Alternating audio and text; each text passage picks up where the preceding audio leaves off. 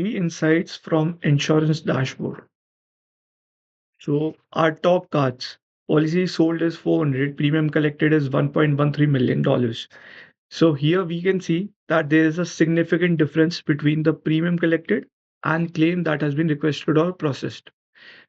There is a difference of 7x to 16x difference, which actually can be counted as a significant difference.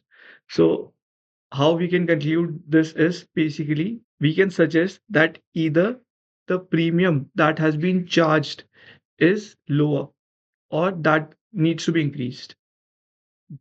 The other key insights that could be drawn from this is the underwriting is probably quite poor, and that's why there is high number of claims.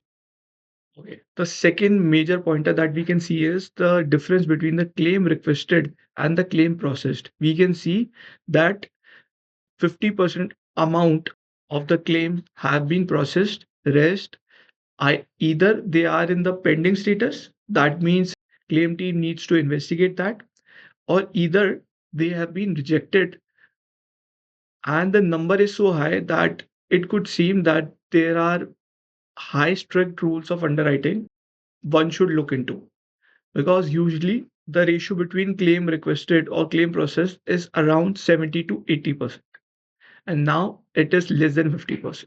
That's why it needs an eye on it. Next, we can see that the number of policies that are sold are almost equal. Whole life 37%, term life 33.5%, you live 29.5%. We do not see a significant difference in between them. That shows that our products have strong diversification, which is actually a great part. Next is revenue distribution. So we can conclude that ULIP generates the highest premium revenue among the three: ULIP, whole life, term life. As we can even see that ULIP, which stands for unit linked insurance plan, it is a mix of insurance plus investments.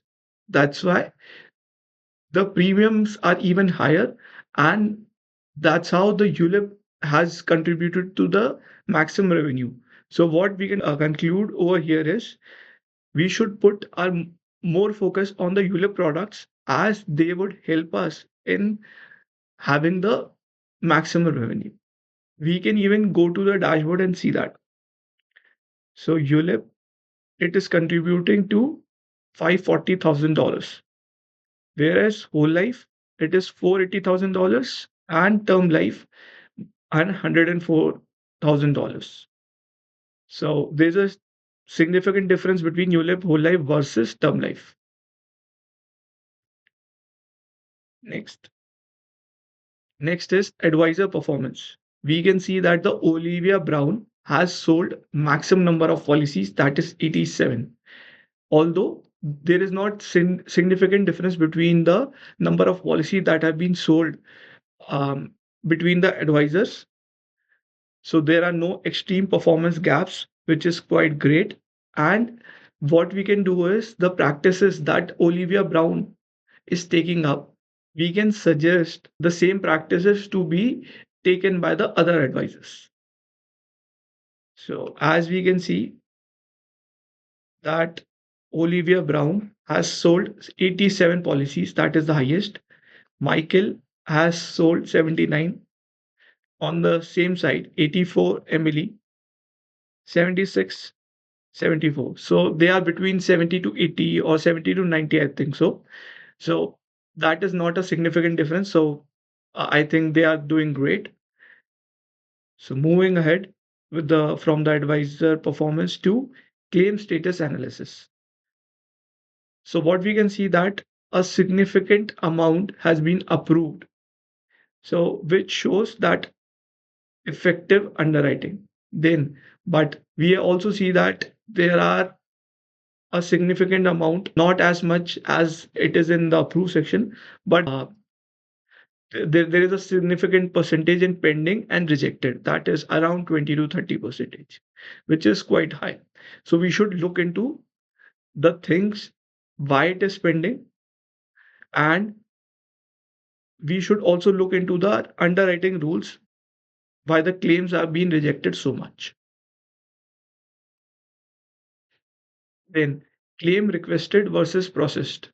We can see a significant gap, and the highest gap that we can see is between the term life. So probably what we need to do is we have to go through the underwriting policies for the term life.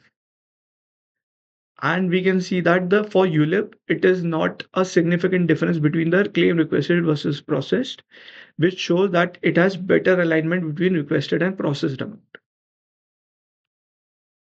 Next is risk and profitability view.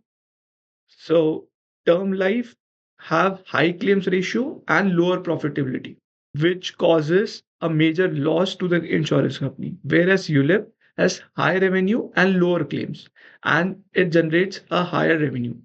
So clearly, ULIP emerges as the most profitable product segment, combining strong premium revenue with controlled claims experience. Strategic focus should shift towards high margin products while reviewing term life underwriting policies.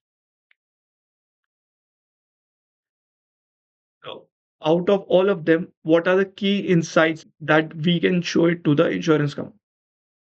First is improve claim processing efficiency. That is the difference between claim requested and claim processed. Promote ULIP products. Why we need to promote the ULIP products? Because they generate higher revenue and they have lower claim ratio. Then review term life underwriting as it generates low premium and higher claims.